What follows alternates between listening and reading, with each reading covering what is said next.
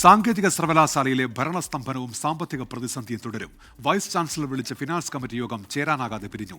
Digital സർവകലാശാലയിലെ സ്ഥിരം VC നിയമനത്തിനായി search കമ്മിറ്റിയിൽ മാറ്റം വരുത്തിയുള്ള കരട് ഓർഡിനൻസ് മന്ത്രിസഭ അംഗീകരിച്ചു. സാങ്കേതിക സർവകലാശാലയിൽ സാമ്പത്തിക പ്രശ്നങ്ങൾ പരിഹരിക്കാനായിരുന്നു വൈസ് ചാൻസലർ ഇന്ന് ഫിനാൻസ് കമ്മിറ്റി യോഗം വിളിച്ചത്. 15 പേർ അടങ്ങുന്ന കമ്മിറ്റിയിൽ പങ്കെടുക്കാനെത്തിയത് 4 പേർ മാത്രം. കോറം തികയാത്തതിനാൽ യോഗം നടന്നില്ല. ഇതോടെ ശമ്പളവും പെൻഷനും ഇനിയും വൈകുമെന്ന് ഉറപ്പായി. സർവകലാശാല വാഹനങ്ങൾക്ക് ഇന്ധനം വാങ്ങാൻ പോലും പണമില്ല, ഡ്രൈവറില്ല, വാഹനങ്ങളുടെ ഇൻഷുറൻസും പുതുക്കിയിട്ടില്ല.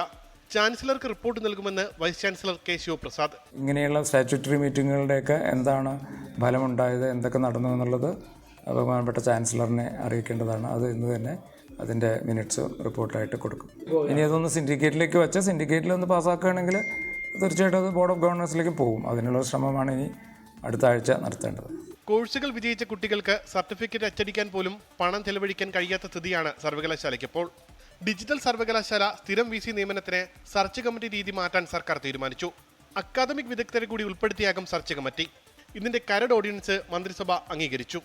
24 തിരുവനന്തപുരം.